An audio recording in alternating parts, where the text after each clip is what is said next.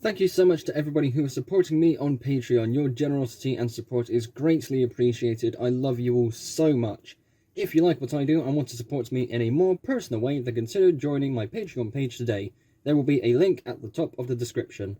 Hello and welcome to another video showcasing the Triton Lego Railway layout. This is segment number 8 and the second part for the shed area. As you can see, this is a somewhat common trend where there is loads of empty space. Two main running lines and a few extra details. This is arguably the least detailed segment despite how much space is being used. Well, used, inverted commas. But nonetheless, I still have some things to talk about. First of all, the points I'm using are from Trix Bricks. Now, after my latest order, I received the incorrect ballast for the points. What I mean is there are two ballasts that Trix Bricks do. One for their points, which is what I'm using, and one for the original Lego points, which is what I bought the first time round. And after the mishap, I was very generously compensated with the correct, or rather appropriate, whichever word, I suppose both words fit. But basically they gave me the matching switch, which was, again, very generous of them. I have not added any sleepers because of what I said in the corners video. The arrangement of the kind of layout has kind of confused me a little bit. So for now, I'm going to leave this be. I don't want to add more bricks, only to take them off. But it all fits very nicely. A few modifications had to be made because, I suppose, just the errors of 3D printing. But all the same, it works very nice, it's very smooth, works together with other pieces. Very good stuff indeed. Now this corner here is where all the fun is happening for this particular segment. We have a water tower and we have a scoop crane doohickey next to a coal bunker. I have wanted this for the longest time, and when it came to making this shed area, it worked at its absolute best. It was nowhere else possible for me to really put this. It just worked. And overall, the design of the coal bunker itself and the crane I think looks really cool. And there's also some track pieces next to it that work as its own thing. I will go into those details in just a moment. But let's have a look at the water tower and the crane and coal bunker first. Now I think this is very fun because it has a level of playability to it. Using an old scoop thing from a Lego City kind of construction set. I can't remember which one, but I remember this was a thing that existed. I originally have one of these somewhere, and I was going to use this as pinchy for my Diesel 10 diesel. Sadly, I couldn't find it, and Bricklink is just wonderful. So now that I have another one, I'm using it for my coal bunker little crane here. Now, I can't actually grab anything from the coal bunker itself. I might add some loose pieces in there in time, but for the sake of putting things away, I'm not going to have anything loose. But that playability is still there, and it's just so much fun. I love it. Absolutely love it.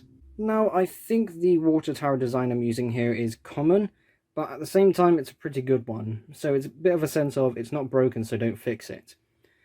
Now, the water tower design, again, is quite simple and somewhat common, but at the same time, it's not complicated. It doesn't need to be anything more than what it is here. So it's a bunch of those 2x2 round bricks along the bottom. We have an 8x8 circle at the bottom and the top of the kind of tower itself. And just some tall round pieces to build up the shape. It's something that I've seen on a few different layouts. I think a few LNUR members are using this as well. So, great minds think alike. I also think the nozzle idea is quite interesting. Sadly, I couldn't use anything more flexible. A piece of flex tube was originally planned, but just the arrangement of things and how close it is to the tracks. Sadly, it didn't work, but some old Technic pieces came to hand, and ultimately, it does its job pretty well. Seeing this little compact corner is really cool. It's something I wanted to put in somewhere for the longest time, and finally, I can put it on this base plate. Yes! So then, what is going on with this black track here? Some people may have already guessed it, and you have to be a proper train fan to get this, I suppose. So this is supposed to be an ash pit. I have steam locomotives. Steam locomotives get dirty. This is something that is used for cleaning out a steam locomotive. That's as much as I will say for the sake of not boring you about steam locomotive stuff. I'll let you do your own research in your own time. I'm just going to talk about the model details here. So Black Track comes from a knock-off train set from a retail store here in the UK called Wilco. They do their own train sets, and track included is softer plastic. It's in black. It's not something I would recommend using for professional layouts, but if you're on a budget, sure, why not? But for how this turned out, using the black track and just, an overall different colour, looked really good. Now, I was able to cut out those middle pieces, those 2x4 kind of integrated sleepers. I was able to cut those up with a normal kind of utility knife. I did use a hacksaw for some parts of that, but for a cleaner look, the utility knife did work quite well. Again, it's so smooth, I've been able to get it to work really well. I suppose that's part of my kind of props and cosplay background coming in to really help out there. And again, just seeing it, it's so different, I know, and it's off-brand, I know, but this, to me, looks amazing. Now, I have loads more of this black track as well. I might experiment in the future with more stuff like this. I'm also so glad that I had to cut up a piece of off-brand track for this to work instead of cutting up official Lego track. Oh, could you imagine the precious Lego track being cut up for something like this? Thankfully nothing went wrong, but could you imagine if something did? Oh no.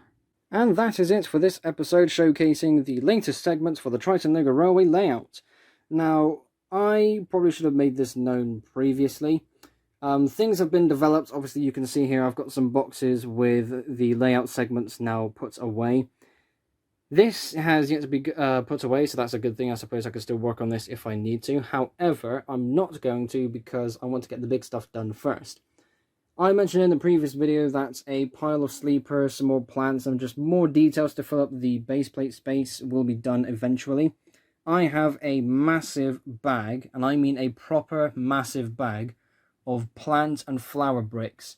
And whilst all those will be added eventually, it's something I would like to do when I'm at a show, just because, you know, I've got all day to do something. I don't want to spend some time here doing that whilst I could be doing something else. It makes sense to me, and that's what I'm going to stick to. So inevitably, these empty base plates will be filled with more detail. There could be another path, there could be a small hut or something. I don't know, we're not there yet, but in time that space will be filled up. I promise you it will happen. I've probably said this a few other times, and I'm going to have to say this a few more times going forward. The layout is never truly finished. So there we go. Thank you all ever so much for watching. Thank you to everybody who is supporting me on Patreon. Your generosity and support is greatly appreciated. I love you all so much. It's amazing that people see what I do and they want to support me and help make this with me. Oh, it's just amazing. I love you all so much. You're just amazing. The Patreon page is linked at the top of the description, and underneath that will be a link to my Discord server. Make sure you are joining in so you can have some amazing conversations with like-minded LEGO train fans. Make sure you are taking part in the Triton Lego Railway Community Challenge as well. Every month there is a special theme, and when you submit your model at the end of the month, when the next theme is made known, I'm going to be showcasing all of the models submitted. I will be giving you all shout-outs. I want the world to see what you are capable of. So thank you all ever so much for watching. Be sure to like and subscribe if you haven't already. I will see you all in the next episode. Bye-bye.